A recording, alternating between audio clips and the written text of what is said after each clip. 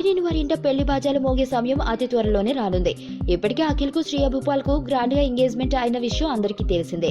అయితే నాగచైతన్యకు సమంతకు ఎంగేజ్మెంట్ కూడా అతి త్వరలోనే జరగనుంది. అయితే అఖిల్ పెళ్లికి అతి తక్కువ మంది అతిథులే హాజరు కాబోతున్నారట. ఆ విషయాలను కింగ్ నాగార్జున వెల్లడించారు.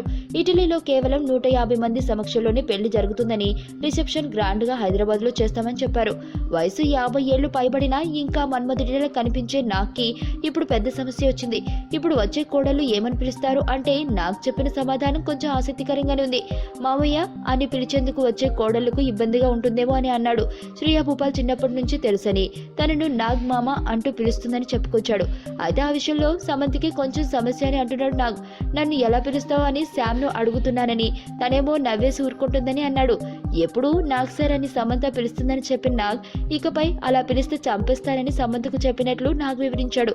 అయితే సమంత నన్ను ఏమని పిలుస్తుందో కొంచెం ఆసక్తిగా ఉందన్నాడు నాగ్.